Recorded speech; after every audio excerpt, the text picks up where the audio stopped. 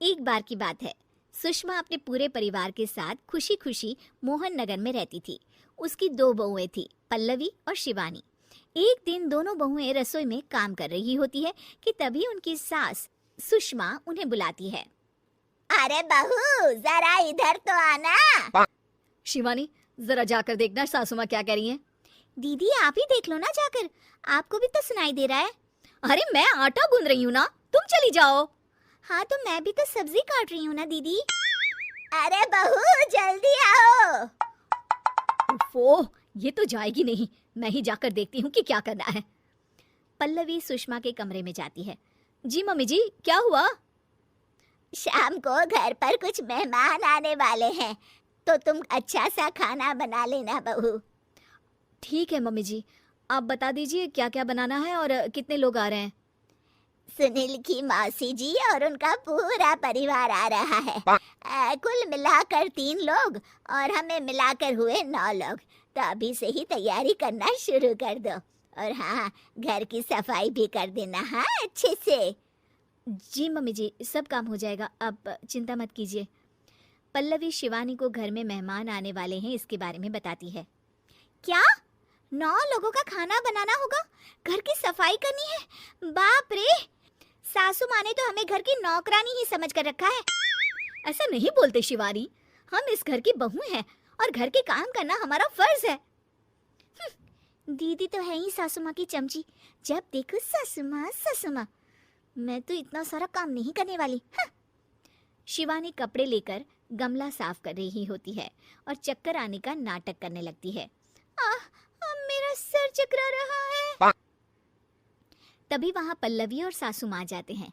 अरे बहू, क्या हो गया तुम्हें?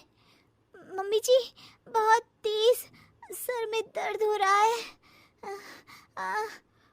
तुम एक काम करो शिवानी, आराम कर लो। नहीं नहीं दीदी, घर में मेहमान आने वाले हैं, मुझे आपकी मदद करनी चाहिए। अरे कोई बात नहीं शिवानी, तुम आराम कर लो, मैं सब काम कर लूंगी। ठीक है दीदी, अगर आप इतना कह रही हैं तो आराम कर लेती हूँ। शिवानी आराम से अपने कमरे में मैगजीन पढ़ रही होती है। इसे कहते हैं आराम की जिंदगी। इतना सारा काम। चलो, सारा काम खत्म हो गया, शिवानी को देख आती हूँ। शिवानी अपने कमरे में ईयरफोन में गाने सुनते सुनते सो जाती है और उसके साइड में मैगजीन भी रखी होती है। पल्लवी वहां आ जाती है और वो सब देखती है। ओहो, तो मतलब सब काम चोरी का बहाना था। अभी बताती हूँ इसको। घर का सारा काम मुझे करना पड़ा और ये महारानी यहाँ मैगजीन पढ़ रही है, गाने सुन रही है। पल्लवी रसोई से एक प्लेट और चम्मच लेकर आती है और शिवानी को थाली बजाकर उठाने लगती है। शिवानी अचानक से उठती है। उठ गई महारानी, गाने भी सुन लिए, मैगजीन भी पढ़ ली। तुम तो बहुत बड़ी झूठी निकली शिवानी। तुमने सर दर्द का बहाना बनाया ताकि काम करने से बच सको। हाँ, बनाया बहाना, तो क्या करती, इतने सारे काम करती। मुझे कोई शौक नहीं है चापलूसी का। क्या चापलूसी? तुम्हें लगता है कि मैं सारे काम चापलूसी के लिए कर रही हूँ? और नहीं तो क्या। तभी वहाँ सासू माँ आ जाती हैं। अरे बहू, वो लोग बस आने ही वाले हैं, तुम तैयारियां कर लो।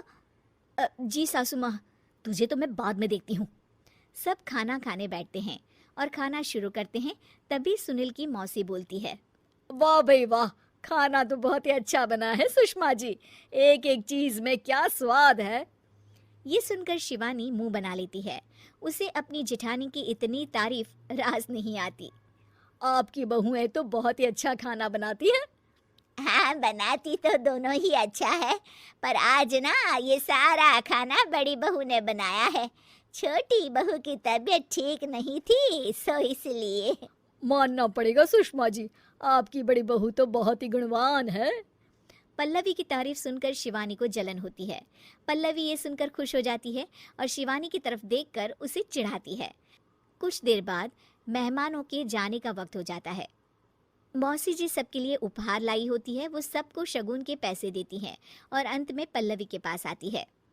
तुम्हारे लिए शगुन का लिफाफा तो है ही, पर बहू तुम्हें एक और उपहार भी मिलेगा इतना अच्छा खाना बनाने के लिए। मौसी अपने सोने के कंगन निकालकर पल्लवी को पहना देती है। ये लो, ये मेरे मनपसंद कंगन है, अब से ये तुम्हारे हुए। धन्यवाद मौसी जी। ये देखकर शिवानी तो पूरी तरह से जल जाती है और गुस्से से रसोई में चली जाती है। तभी वहाँ पल्लवी आ जाती है और उसे अपने कंगन दिखाने लगती है। देवरानी जी, अब आपका सर दर्द ठीक तो है ना? मुझे लगता है कि अब सर दर्द शुरू हो गया होगा आपका।